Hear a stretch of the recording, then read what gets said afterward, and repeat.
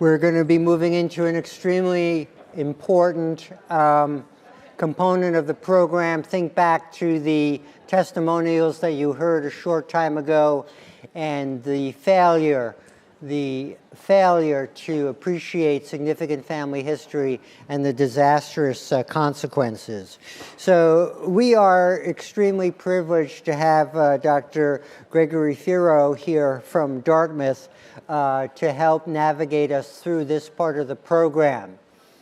You know, when you write to Gregory and you ask about all the various things you know he's done that you want to put in his bio, he tells you, no, I'm just this and I'm just that, thank you very much. However, I want you all to know that Gregory has played a crucial role in this country's effort to try and advance electronic health, family health history ascertainment. He served for many years on the Surgeon General's family health history effort. He's also had multiple distinguished advisory roles for the National Human Genome Research Institute, and he's going to kill me for telling you all this. But I want you to know that he's a really distinguished clinician and translational researcher, and we're very, very fortunate to have him here today to help guide us through the next important session. Thank you, Gregory.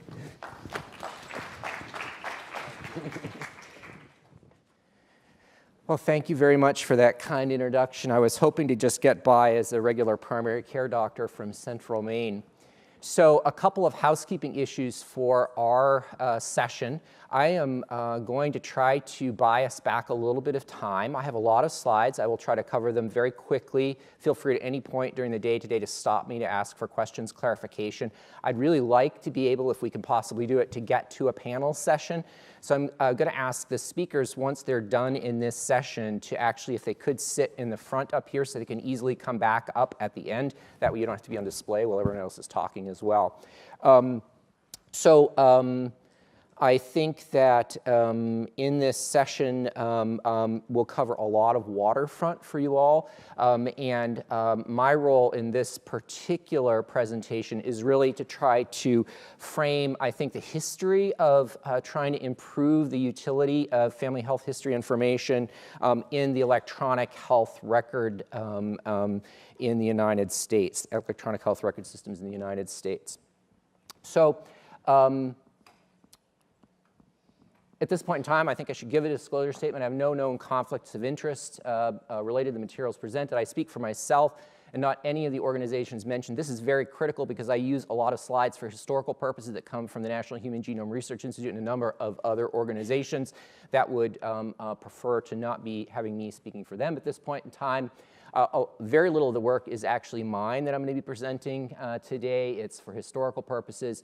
And I should also emphasize that this sort of introduction to the history and arc of family health history in the electronic health record in the United States is by no means comprehensive, and it is actually very US-centric by definition. So we'll talk a little bit about the history of family health integration in EHRs initially. In fact, that'll be the majority of the presentation. We'll talk a little bit about the current status of family health history information in electronic health records in the United States. And then at the end, we'll talk a little bit about potential paths forward to moving the ball down the field with regard to this topic.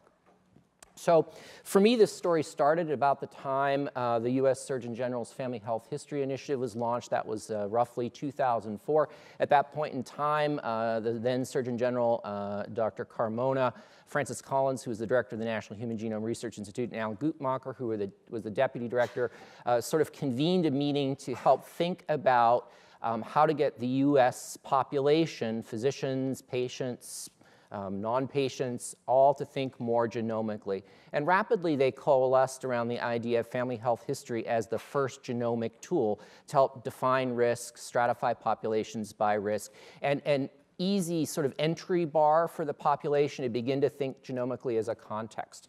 So from that sort of initial family health history initiative, a number of interesting activities ensued. So at about that time, the George W. Bush administration was in place, and they had established an organization called the American Health Information Community.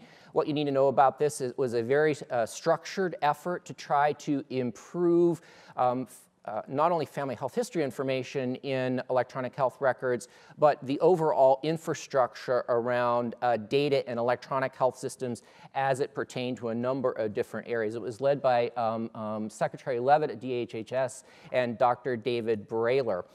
There were a number of working groups that were part of the AHIC effort. One of those was the Personalized Healthcare Work Group, chaired by John Glazier, who many of you will know, and Doug Henley from the AFP. It had broad representation from a number of different stakeholders who were interested in electronic health information pertaining to personalized health care.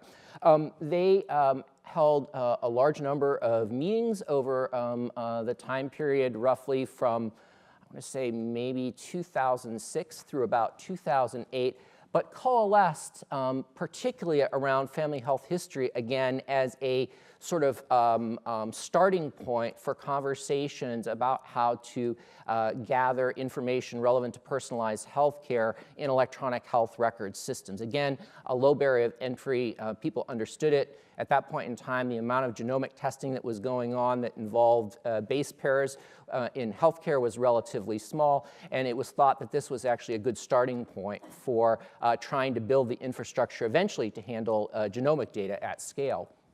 From that work group's efforts came out 3 recommendations which really, I think, framed the next 5 to 7 years of federal efforts around family health history in electronic health records and in healthcare in general. First recommendation, and this came from requests from the vendor community of electronic health records, was that a group should be formulated to define a core minimum data set for family health history for all electronic health record systems, not specifying data standards at that point in time, but just simply what fields does every electronic health record system need to capture in order to be an effective tool, not just for cancer, but for all types of heritable conditions, including rare monogenic conditions as well as polygenic diseases like heart disease and non-syndromic familial cancer.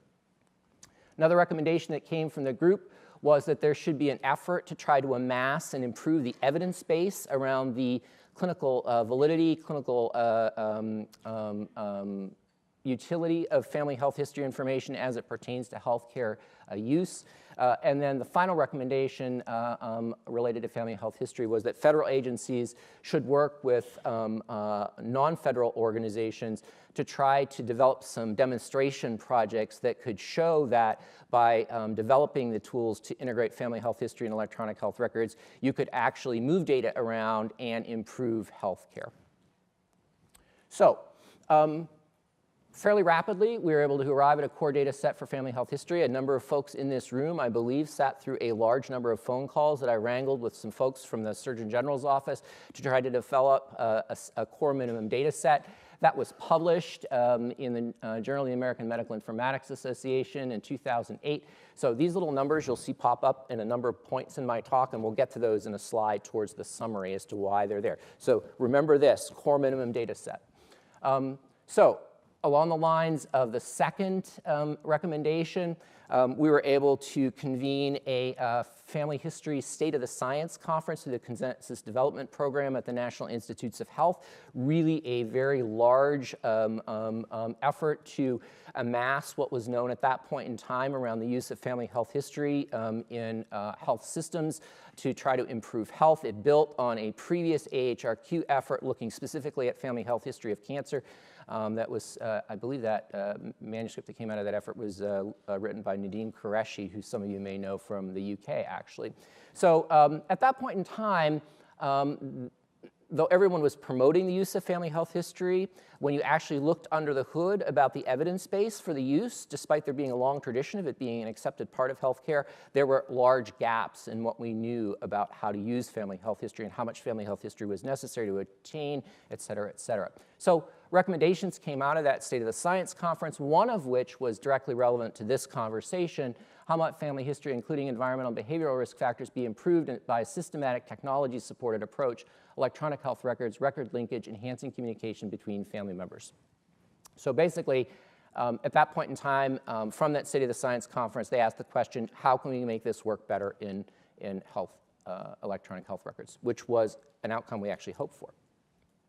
So next was demonstration projects. So the kickoff of the Surgeon General's Family Health History Initiative in 2004 was accompanied by the deployment of a then very basic public-facing paper family health history tool called the Surgeon General's Tool, or My Family Health Portrait. It immediately became a proxy for working on demonstration projects to try to develop issues around standards and integration in electronic health records. And so we'll talk about My Family Health Portrait in basically three eras of time. So 2004 through 2009, really before that State of the Science conference, before the AHIC recommendations from the Personalized Healthcare Work Group really started to roll, it was really basic functionality. It was used as an educational tool. There was a downloadable PC-based application that was developed in-house at NHGRI, but it really lacked any sort of interoperability, connectivity effort towards following data standards that might be relevant to electronic health records. Another period of time, 2009 through 2014, which I call V2, where the emphasis was on developing the tool further as, again, a model for a tool that was based on emerging standards for family health history information, in the hopes that by leading by example, the federal government could help to drive private entities and vendors to adopt similar practices. And then the last phase really is the current version of the Family Health History Tool, which incidentally just this past year moved from the Genome Institute and the National Cancer Institute over to Muin Khoury's shop at the CDC Office of Public Health Genomics. So if you're looking for it, that's where it lives now. So in this last phase, we tried to build out some additional utility beyond just data capture for family health history from people who use the tool, but to provide them some immediate feedback around risk. We built very simple, sort of initially just diabetes stratification and colorectal cancer risk stratification into elevated or essentially population level risk in an effort to try to get users of the tool to talk to clinicians about their disease risk. So early version of the tool looked a little like this. This is from a screenshot from one of the earliest downloadable versions of the tool. At that point in time, could be shared among family members, but it was a very clunky system. We didn't recommend people email it because we didn't have any security standards at that point in time for data sharing or across email, et cetera, et cetera. So very clunky in those initial stages. So at that transition from V1 to V2, the idea of data sharing began to be the driver of the redesign of the tool. And the redesign tool was ultimately launched in 2010. There was a lot of pushback around the idea of developing a federal tool that would allow data migration from a federal website that actually didn't retain any information. It was only available to the person during their session. They had to store it on their own computer, to a model where the tool could actually be used to push data across potential partners outside of the federal government. And in fact, some of the partners, health systems in particular, were concerned about the legality in the setting of the HIPAA rules around gathering family history information, including names and diseases of individuals who were not in their care from a proband who was in their care, and then sharing that information. So a couple of things happened. This is a number 2 for all of you. The Office of Civil Rights, the OCR, came out with a statement around the HIPAA rules, and this was published on their website around 2010. I can't find anymore. It used to be up until very recently. That basically said it was okay for health systems to gather family health history information from a proband about their family and then share it across other entities with the permission of the proband. So a barrier removed. So next, next version of the Surgeon General tool had a somewhat snazzier look to it. This was launched in the roughly 2010 timeframe, was available ultimately in multiple languages, not only Spanish, but Portuguese and several other languages. Retained a lot of the functionality of the first version of the Surgeon General tool from the user perspective, but had a lot more on the sort of back end. At that point in time, in 2010, when that version was launched, the output of the tool was XML-based. It was essentially founded around the HL7 family history model.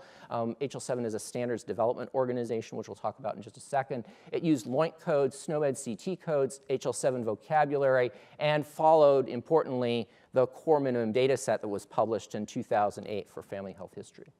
So this opened up opportunities to do some pretty neat stuff. In 2010, I was in an AMIA conference and gave a presentation. Again, this is the work of, if not dozens, probably hundreds, if not maybe 1,000 people across different institutions. But we were able to develop and do a demonstration at that AMIA conference where information could be ported from the Surgeon General's tool over here through Microsoft Health Vault, and that was a whole nother story about how to get that partnership with the Surgeon General's tool off the ground, to a healthcare entity, in this case, Mayo Healthcare Clinic. So sort of a tour de force of what could be done in migrating data from a federal patient-facing healthcare family health history tool through a trusted intermediary data repository to a healthcare entity, potentially for use in healthcare. So this is just the example of we ported someone's, and again, it was a colorectal cancer history that we ported across into the Mayo system. So at that point, if you were using the tool, you, and I believe they maintain this functionality and moving it to the CDC, you can still actually store information into a number of non-federal partner repositories for information in that XML format with the HL7 standards and the core minimum data set. Okay. So while we were doing this, we kept our foot on the gas with regard to the health information technology vendors and what they were doing in adapting their systems to be more facile with family health history and genomic information. This is an example of a conference that I helped to run in Bethesda back in 2011. You can see some pretty heavy hitters: Eric Green, Francis Collins, David Blumenthal. You probably recognize that name from the Office of the National Coordinator. Really, and I think Marin Schooner, family health history, cancer family health history person was here.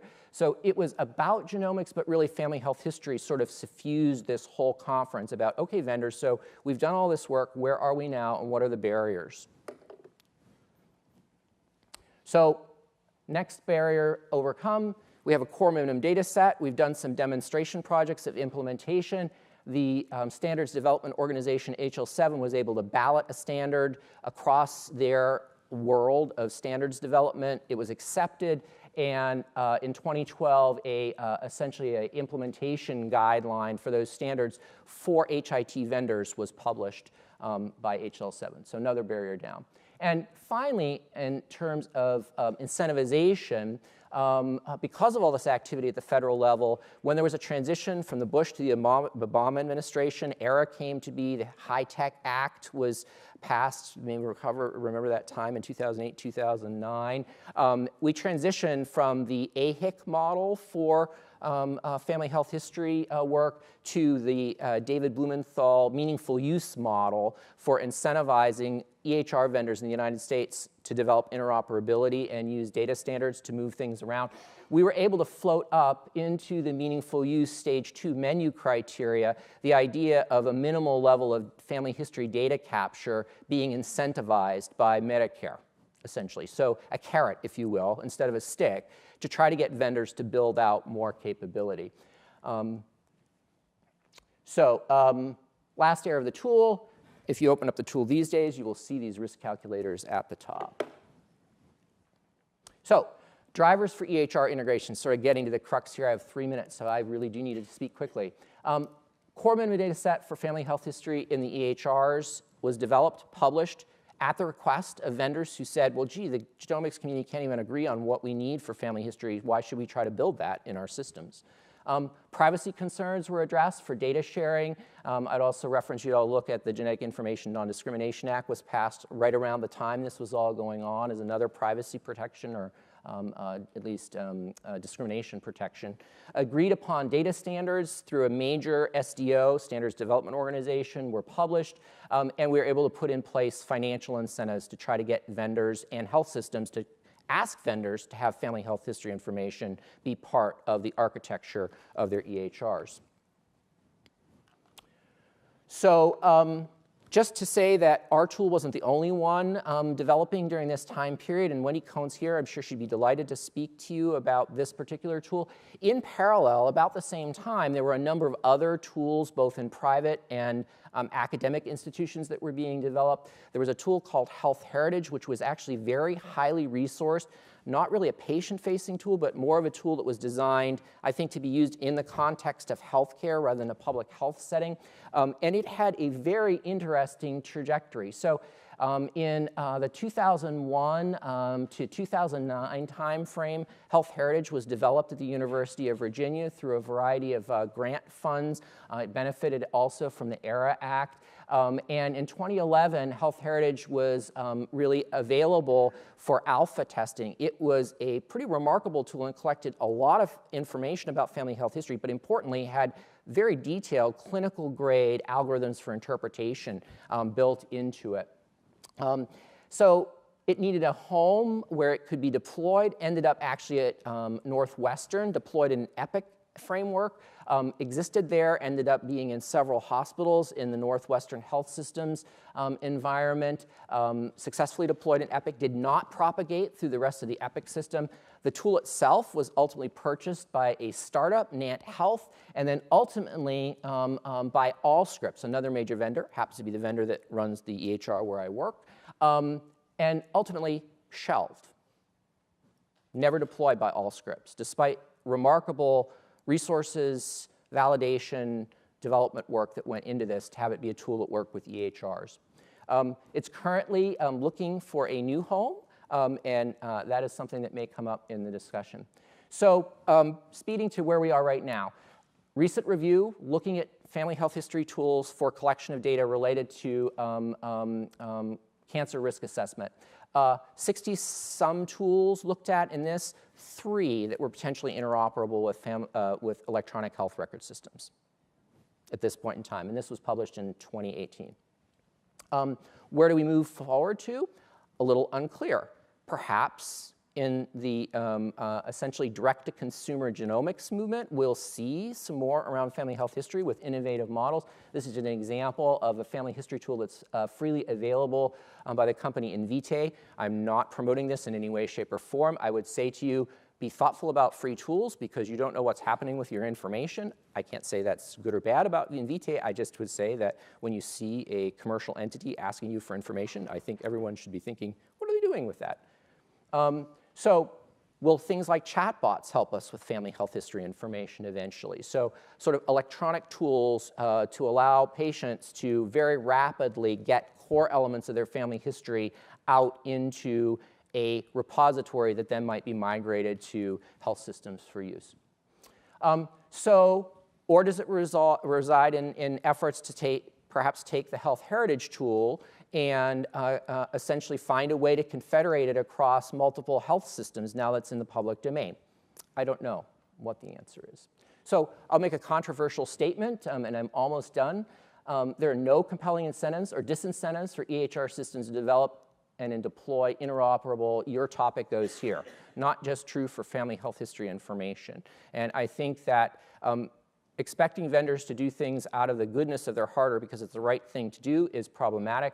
You can clearly see that we had 4 sort of drivers for integration developed by the federal government over a prolonged time period, not sufficient by current metrics to get this to be part of EHRs in the United States.